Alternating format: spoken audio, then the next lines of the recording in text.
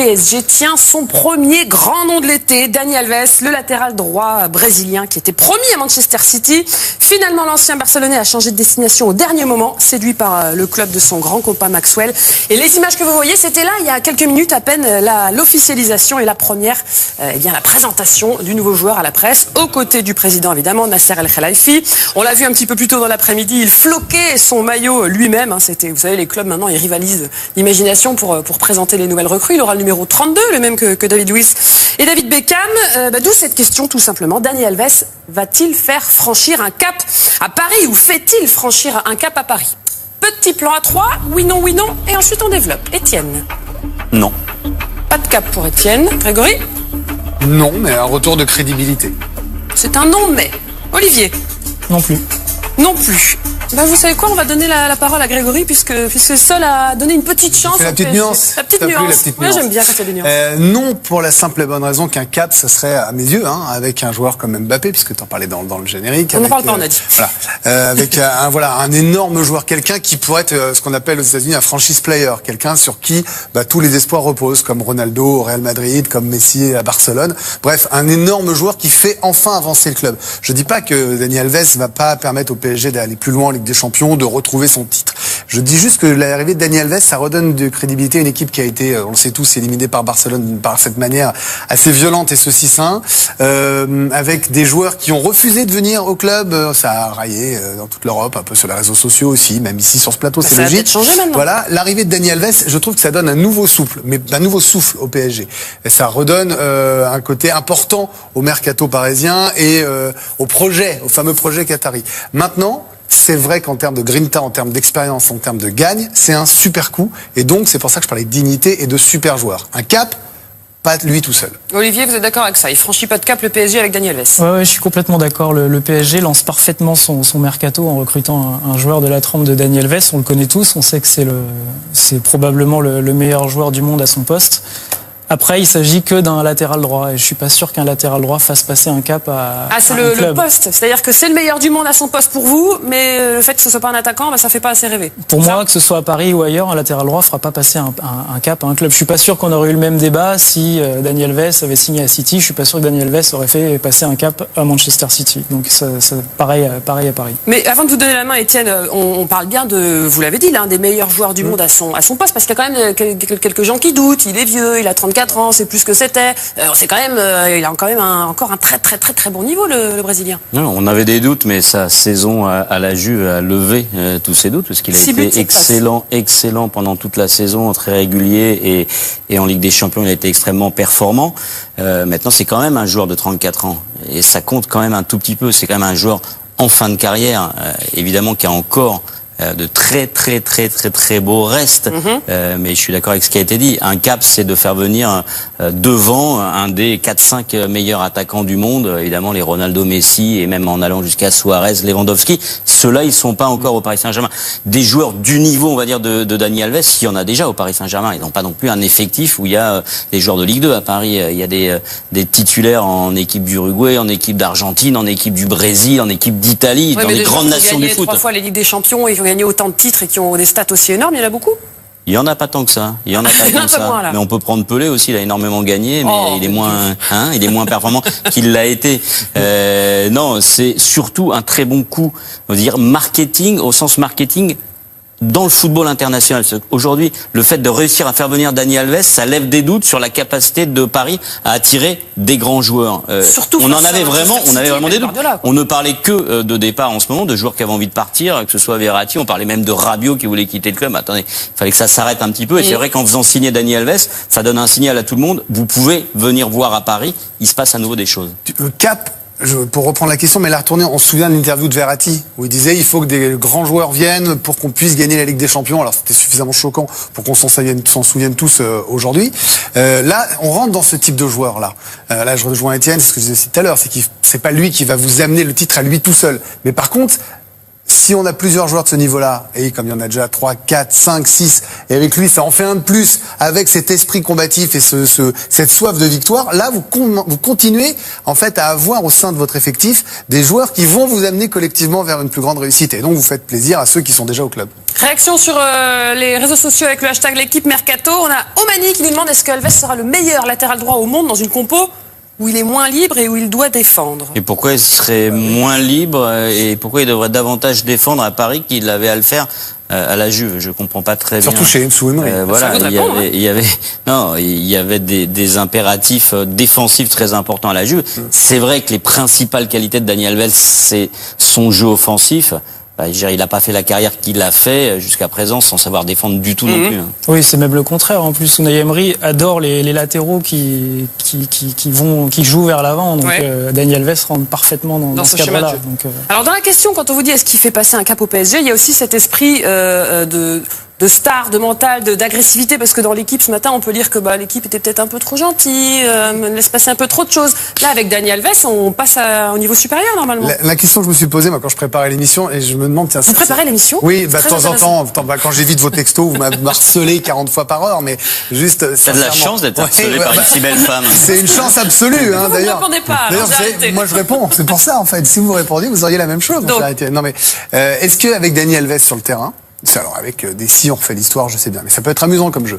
Est-ce qu'avec la grinta de Dani Alves, l'expérience de Dani Alves, vous prenez le 6-1? Est-ce que lui, à un moment, n'aurait pas dit à ses gars, on remonte, on y va, on avance? Je sais, c'est un peu simple, là, on est mi-juillet, on se fait plaisir. Je suis pas sûr. Voilà, c'est typiquement le genre de gars qui est capable de prendre les autres par la main, ce qui a manqué lors de ce match-là, en tout cas à Thiago Silva, et de dire, qui est une âme de capitaine, quoi. Voilà, maintenant, les gars, on fait front, on fait bloc, et on arrête l'hémorragie. Vous êtes d'accord avec ça, Olivier, avec le manque de caractère peut-être de l'équipe jusqu'à présent, et ça va peut-être changer maintenant? Ouais, bien sûr, on a régulièrement reproché ça au PSG, que ça manquait de caractère. Thiago Silva qui assumait pas trop souvent son rôle de capitaine.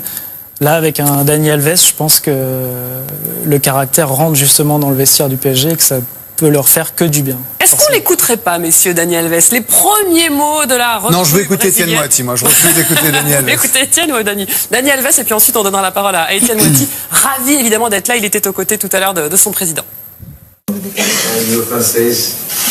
Je pense que mon français n'est pas très bon. Je pense qu'il va s'améliorer. Donc c'est un grand plaisir d'être là aujourd'hui, un grand plaisir de partager des rêves, un grand plaisir de jouer dans un club de ce niveau, comme le Paris Saint-Germain. Mais je pense que nous devrons faire vraiment avec ce club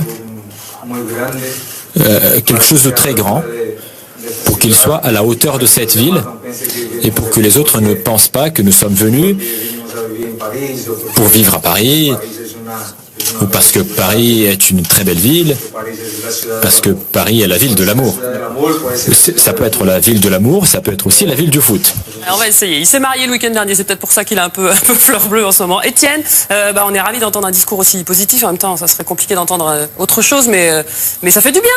Non, mais c'est pas un joueur lisse et c'est pas non plus un caractère lisse, Dani Alves. C'est ce qu'on aime. Donc, pour Paris, évidemment, il y a le côté sportif, il est encore extrêmement performant. Il y a quand même un aspect d'image très très important pour le PSG. Le PSG est aussi donc en quête de leader sur le terrain et puis de leader charismatique pour pas non plus simplement vendre des maillots, mais en tout cas avoir une image très forte à l'international. Et Dani Alves, même si c'est qu'un latéral droit pour Olivier, c'est un nom, c'est un joueur extrêmement connu et c'est une personnalité sûre et aussi beaucoup en dehors du terrain parce que il y a des phrases qui a une gueule, il y a toute une histoire autour de lui, une aura autour de lui. Et c'est vrai que des joueurs comme ça, il y en a pas beaucoup même au monde. De ce point de vue-là, ça c'est sûr. Vous réagissez sur les réseaux sociaux avec le hashtag l'équipe Mercato. Charlie Deco nous dit déjà on a shippé un joueur destiné à City et pour ça bravo, on a tellement essuyé les revers. C'est vrai que c'est rare de voir le PSG et Unai Emery ou Enrique ou Maxwell arriver à prendre un joueur qui était destiné à City, qui est plein aux as, qui a la Ligue des Champions, qui a le titre, qui a tout ce qu'ils veulent, retrouver Pep Guardiola qui est l'entraîneur adoré. Paris c'est la ville de l'amour, il a dit ça Dani Alves. Et puis c'est pas comme on espère qu'il n'est pas venu que pour ça parce qu'on connaît quand même aussi le caractère et un petit peu les frasques parfois de Dani Alves. On espère qu'il n'a pas uniquement choisi Paris parce que c'est quand même beaucoup plus sympa que Manchester pour y vivre. C'est sûr. Après, le fait d'avoir mais c'est ça, je trouve ça assez bien. Je suis Moi, je suis assez épaté par le fait que ce soit Maxwell qui ait joué un rôle important. Enfin, c'est ce que j'en lis, puisque j'étais pas dans les coulisses du dossier, mais ici, tout le monde me l'a confirmé. Et donc, ça a quand même un intérêt quand on garde des joueurs aussi charismatiques, aussi titrés, aussi forts que Maxwell. Quand on les garde dans l'encadrement, combien de fois on a eu ce débat ici pour dire, mais le PSG n'est pas capable de garder ses anciens et de les mettre à des postes clés, d'avoir mis Maxwell aux côtés d'Enrique tout de suite. Je trouve que ça donne une crédibilité, non seulement à Maxwell, mais aussi au PSG. Et là, la preuve, c'est que malgré Guardiola, les millions d'euros qui devait pleuvoir comme à Paris, c'est ce club-là qui a réussi à le récupérer. Il a dit non à la Première Ligue, il a dit non à Guardiola, il a dit non à Manchester City. C'est pas pour rien, quoi. C'est pas pour la ville de l'amour, c'est pour le projet sportif, quoi. Mais c'était peut-être plus important pour Paris de faire signer Dani Alves que pour Manchester City. Qui avait déjà des têtes d'affiche. Exactement. Le niveau, Paris a besoin de se relancer sportivement, a besoin de se relancer sur ce mercato-là à City.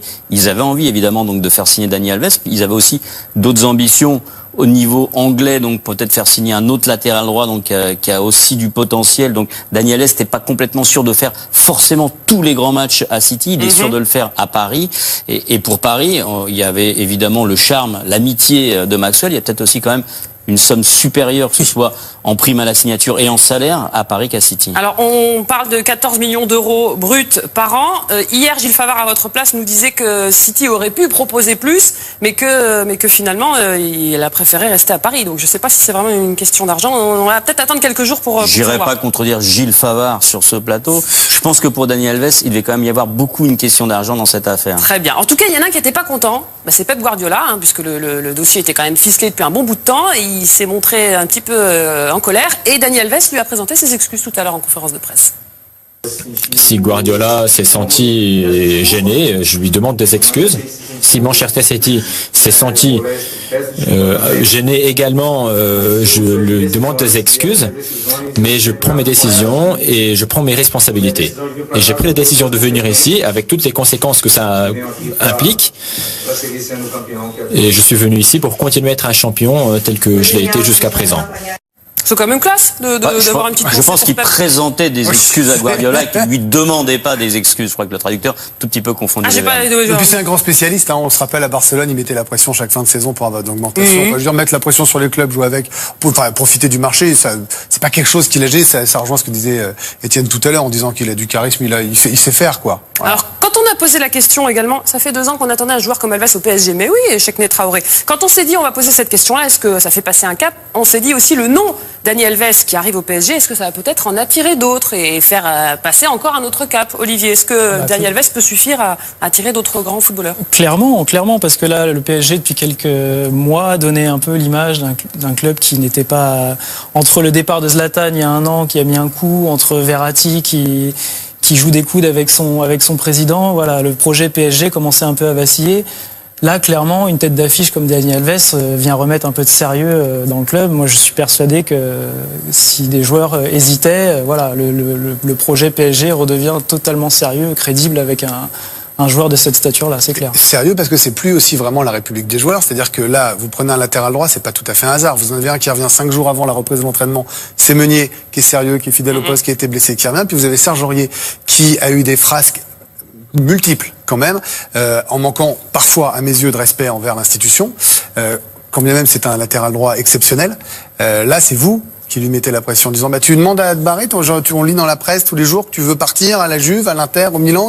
Maintenant, nous on a Dani Alves, on a Meunier. Bon voilà, c'est aussi un moyen de récupérer 20 millions sur la revente d'Aurier, de reprendre un peu la main au niveau des joueurs, légèrement, mais quand même un peu, et puis de signer Dani Alves. On en parle 2 secondes de l'avenir de ces 2 joueurs-là, Aurier et Meunier. Aurier qui a demandé à partir, ce serait plutôt de l'AC Milan, je crois, qui je dirais le plus intéressé en dernier. En ce qui concerne Serge Aurier, moi je considère que c'est un très bon joueur. Et on le dit tous. C'est ça le pire. C'est quand même un échec entre guillemets de la politique sportive du Paris Saint-Germain, cette situation, donc de pas avoir su gérer le cas Serge Aurier. Je suis d'accord, c'est vrai qu'il a manqué de respect au club, etc., etc. Il devait y avoir des moyens de lui mettre un peu de pression et de réussir à récupérer ce jeune joueur qui, de la vie de tous ceux qui le connaissent, c'est pas un méchant, c'est juste quelqu'un qui part un tout petit peu en live de temps en temps. Ils n'ont pas réussi à le faire. Bon, aujourd'hui, il récupère Dani Alves, mais Serge Aurier, il a des propositions de partout en Europe, de grands clubs européens. Je suis pas du tout inquiet pour lui et il restera juste à récupérer une belle indemnité de transfert pour Paris. Mais il peut pas aller en Angleterre, je crois, à cause de soucis juridiques. Oui, mais il trouvera ailleurs. Et pour le coup, c'est un peu dur pour Thomas Meunier, qui remet Dani Alves dans les pattes, alors que ça a été un des meilleurs Parisiens. Mais après, c'est le jeu. C'est le jeu, dans bien tous les sûr. grands clubs, ils sont comme ça, avec deux joueurs, parfois trois, et deux de ce niveau-là. Voilà. Et ils ont dit qu'ils voulaient de la concurrence à tous les postes. Là, ils ont deux excellents joueurs. Alors, on a un internaute qui s'est posé la question, tiens, si Dani Alves pouvait porter le brassard de capitaine. On en parlait, c'est vraiment le mec charismatique par excellence. C'est possible pour vous, quand il vient d'arriver dans le club? Ça paraîtrait assez étonnant, mais il y a quand même Thiago Silva qui est là. Il n'y a pas eu d'autres grands défenseurs centrales. Pep est finalement parti en Turquie. On voit pas de raison particulière de retirer le brassard à Thiago Silva. En tout cas, si vous le faites, vous détruisez le joueur, ça c'est clair. Mais après, si Silvares, il est capitaine, je suis d'accord avec Étienne, mais les vice-capitaines, il y avait Matuidi notamment, Mota jouera pas tous les matchs, ça veut dire qu'il y aura 2 places de vice-capitaine qui peuvent arriver, et il peut tout à fait prendre ce rôle-là. Oui, de toute façon, ça l'empêchera pas de prendre la parole